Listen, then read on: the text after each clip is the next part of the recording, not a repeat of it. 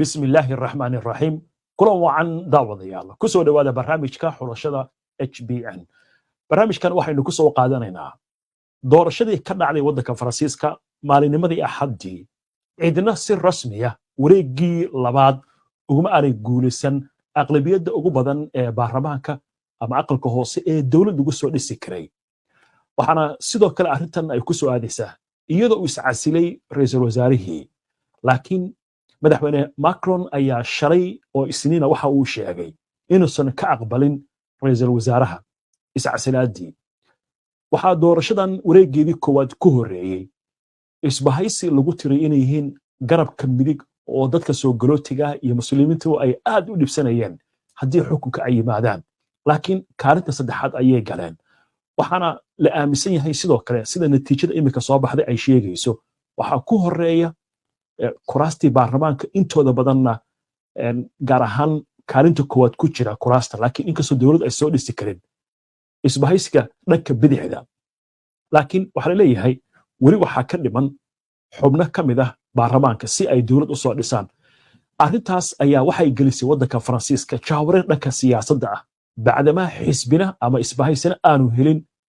aqlabiyaddii guud ee dawlad ugu soo dhisi karay haddaba imika maxaa socda xaaladdu waa sidee si aynu wax badan uga ogaano doorashada waddanka Faransiiska iyo natiijada ka soo baxday iyo waxa imika socda ayaa qadka telefoonka ee magaalada Paris waxaan kula xiriiray Khadija Maxamed Shimcaale Khadija Qalanjo oo ah wariye degan magaalada Paris ee waddanka Faransiiska Khadija aad iyo aad baan kugu mahadcelinayaa waqtigaaga laba maalmood baa laga joogaa markii doorashada lagu dhawaaqay natiijadeeda dabcan ilaa haddana ma jiraan cid la oran karo cidaasa si rasmi ah ugu guuleystay doorashadii oo dawlad soo dhisi karta imika maxaa socda Khadija مولد عادي عادي ما سنتهي إن دورشدي دعدي معلمدي أحدي إن وحالو ترتمعي إن سيد اللي أوجيه البرلمان كتلك فرنسيسكا كلها الشرع ديجنتا إن أولو ترتمعي عددك إن شنبقول تضباطا يتضبط كرسي أولو باهنيا البرلمانكا وريجي لبعض أي إهد إن وريجي هوري وحا كوكوليستي أو صفك هوري أها إن حسبيغا RN oo ay hogaamiso Marine Le Pen xisbigaas oo la magac baxay Rassemblement National oo magaciisa bedeshtay wareegii labaad dhacday maalinimadii Axadii oo codadkii amba kuraastii looga baahnaa ay wax badan ku weysay waxaa hadda safka hore ku jira xisbiga NFB oo loo yaqaano Novo Front Popular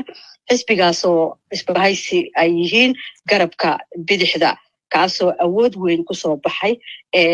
kadibna meeshaas ka saaray xisbiga madaxweynahana kaalintii labaad ayuu asagana kuraasta 160 ilaa 180 kursi ayay ku guuleysteen marka xisbiga hadda ugu horeeya Mawlido waa xisbiga NFP Novo Front Popular oo loo tiriyo xisbiga Parti Socialistaha taasoo dad badan ay aad u xiiseynayeen ay aaminsanayeen inay wax badan ka bedeli doonaan haddii ay ku soo biiraan golaha sharci dejinta ee dalka Faransiiska waa garta waayahay qadasha sidaan ka warqabno baarlamaanka wuxuu ka kooban yahay 577 marka lagu darin sanadka waxaa loo baahan yahay haddaan khaldanayn ilaa 280 iyo dhowr kursi inaad haysatid marka dawlad soo dhisaysid hadda shaxda waxa inooga muuqda NFB inay helayaan ilaa 188 isbahaysigan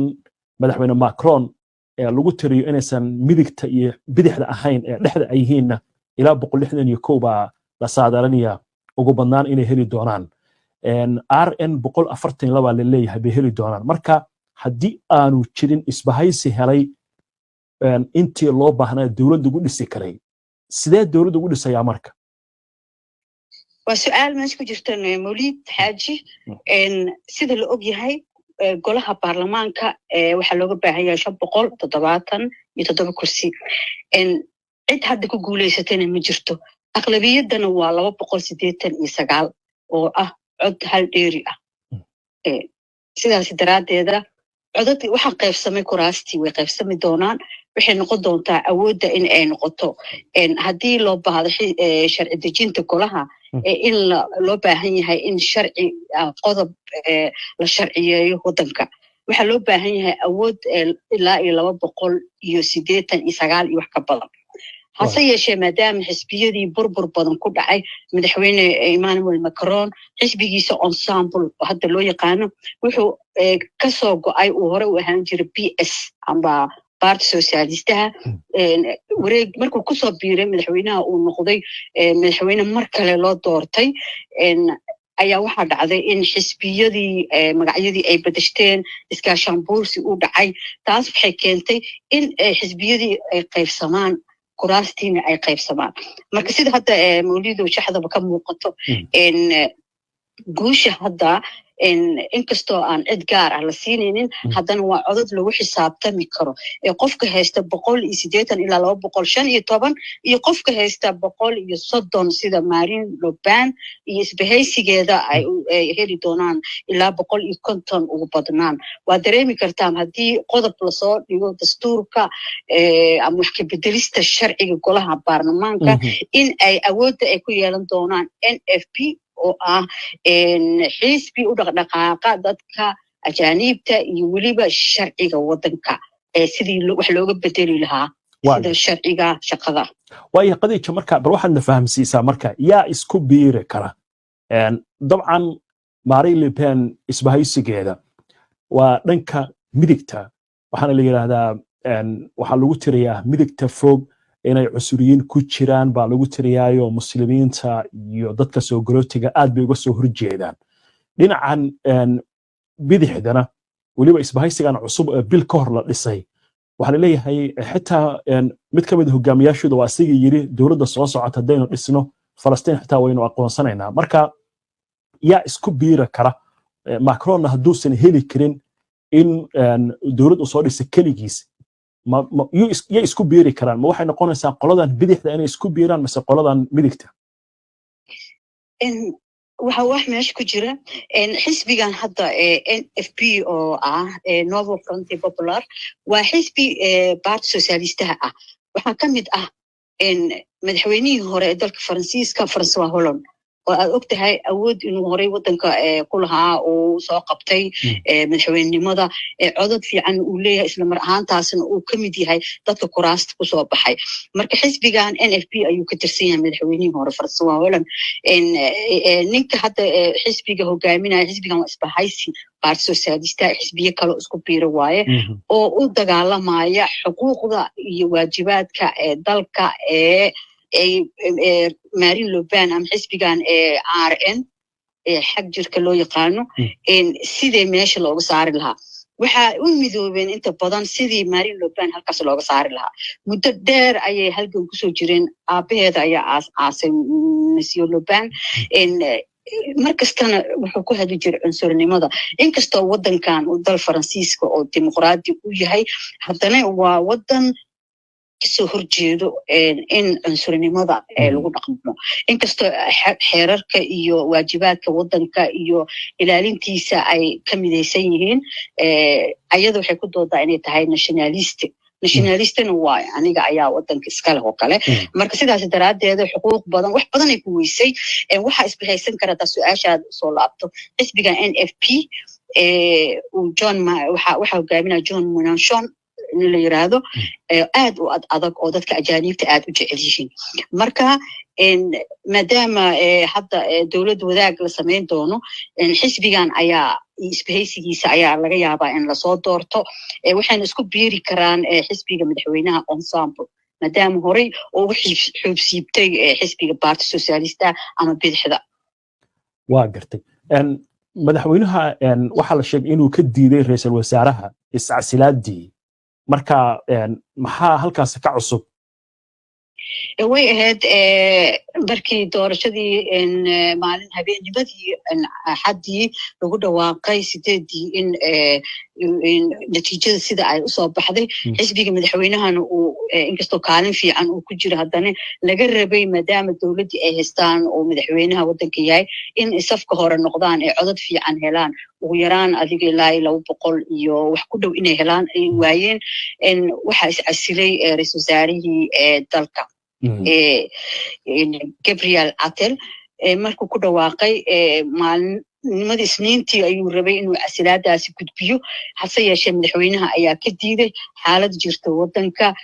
qalalaase ka jira doorashooyinkii isbahaysiyadii iyo maxaan ku irahdaa xisbiyadii soo baxay in ay shirar gooni yeeshtaan marka madaxweynaha uu ka diiday inuu soo bandhigo uu soo dhigay laakiin hadda yeeshe waa laga diiday waayahay qadijo qolyahan isbahaysiga ay yihiin Marine Le Pen waxay leeyihiin dadkiiba cabsaday sababtaas way sababta xisbigan NFP ay u heleen intaan oo cod ah kadib markii dadka loo hanjabay qalalaasa ay ka baqeen arrintaas ma laga hadalhayaa waddanka Faransiiska gudihiisa doodaas ay ku doodayaan isbahaysigan Marine Le Pen hanjabaada mawlido sida loo dhigay ma ahan hanjabaadu ma ahayn madaxweynaha iyo gruubkiisa iyo xisbiyada NFP hanjabaad ma ahayn laakiin waxa hanjabaad ayaa loo arkay laakiinse waxay ahayd haday waddanka ku guuleysato xisbigan RN nationalista Marine Le Pen ay hogaaminayso in waddanka uu geli doono arrimo adag oo ka dhan ah dimuqraadiyadda sida la ogyahayna ayada waxyaabo badan ay ku dhawaaqdaa kaliya maha ajaaniibta oo kaliya waxaa jira qodob baryahanba waayadanba laga doodayay inta madaxweynayaashii hore waddanka ay hayeen qodobka shaqada iyo shaqaalaha qodobkaas oo ah waqtiga shaqada laga tegay inta maalmood la shaqaynayo iyo canshuuraha waddanka marka taas ayay ahayd inta waxyaabaha laga banaan baxay marka xisbiga NFP oo No Front Popular-ka oo xisbiga socialista kaas wuxuu ballan qaaday in waxyaabahaas oo dhan baarlamaanka uu ka difaaci doono waa taas mid uu ku helay uu ku soo galay marka wax qalalaase oo weyn oo la sheegi karo ma dhicin inkastoo habeennimadii doorashadii kala soo gabagabeeyay ay dhaceen waxyaabo yar oo hore u dhici jiray marka laga reebo hase yeeshee ayaga naftirkooda lug ayay ku yeelan karaan maadaama waddanka mar walba waxay sheegtaa inay ammaankiisa iyo qalalaasihiisa iyo in ajaaniibta waddanka ku badan tahay inay wax ka qaban doonto laakiin sida la filayay maysan dhicin ciidan fara badan oo 30,000 oo ciidan booliisi jandarm ayaa waddanka isku hareereeyay oo ammaanka sugayay laakiin way jiraan qalalaasi yar oo dhacay waayahay qadijo waxaan kusoo gabagabeynaynaa muddo dheer baa deganayd waddanka Faransiiska siyaasadiisa iyo arrimaha bulshadana la socotay oo xitaa aad ka warramaysay maxaa iminka dhanka muslimiinta iyo dadka soo galootiga iyo Soomaalida doorashada natiijadeeda sidee bay u arkeen sidee loo hadalhayaa doorashadan inkastoo sida la filayay amba sida la jeclaayay aysan wada noqonin haddana waxaa la leeyahay xoogaa badbaado yar ayaa dhacday meesha waxaa laga riixayay xisbigan RN-ta ayay ahayd oo gabadha Marine Le Pen mar haddii ay weli aqlabiyad badan kuma laha laakiin xisbi kuraas badan ayay ku leedahay waa dareemi kartaa 130 iyo in ka badan ilaa 150 ay ku leedahay 3 meelood iyo in ku dhow 4 meelood meel leena marka waa dareemi kartaa haddii codadii wax ay yimaadaan in xisbigaasi uu asaga naftirkiisa oo codad samayn doono hase yeeshee uma malaynayo in ay codkeeda ku heli doonaan qodobada ajaaniibta kale waddanka mar walba waa laga hadlaa waa la codeeyaa ma ahan wax oo ajaaniib ay ku geli karaan doorasho amba waxyaabaha hadda mar kasta ay ku dhawaaqdo waa inay ku hesho madaxweyne mar keliya in la doorto madaxweynimadana meesha ay ku weysay waa meeshaas waddankan dad badan ayaa xuquuq iyo halgan iyo wadamo badan oo Algeria Tunisia Morocco waa usoo halgameen siiba waddanka Algeriaanka oo ku badan waddankan waa waddan usoo halgamay Faransiis usoo halgamo dad Faransiis ah markay arkeen ujeedooyinkeeda iyo hadafka fog ay ka leedahay ajaaniibta mana waddanka kama qaadi karto ma celin karto hase yeeshee laakiin haddana wuxuu ka fogeeyay inay ku guuleystaan xisbiga madaxweynenimada inkastoo wax badan ay ka bedeshay qodob waxyaabihii ay ku hadli jirtay oo cunsurinimada ahaa wax badan ayay ka bedeshay marka waxay ku xiran tahay hadba baarlamaanka waxa ay soo dhigaan waxaan filayaa marka baarlamaanka la soo dhiso in laga doodi doono qodobo badan oo ay ka mid yihiin shaqadii shaqaalaha iyo shaqo ka tegista waqtiga shaqada ka fariisiga taas ayaa horyaala baarlamaanka taas ayaan lagu ogaan doonaa isbedelka weyn ay samayn doonaan xisbigan NFP bulshada danyarta ah iyo sida la sheegayo ay ku jirto dantooda marka waan arki doonaa marka baarlamaanka soo dhiso waa tahay waa inuu la socon doonaa qadiijo aad iyo aad baan kugu mahadcelinayaa qadiijo maxamed jimcaale qaranjo oo degan dalka faransiiska gaar ahaan magaalada Paris wariye halkaasi degan qadiijo aad iyo aad baan kugu mahadcelinayaa waqtigaaga waa mahadsan tahay aad iyo aad u mahadsan tahay Mawlid Xaaji Cabdi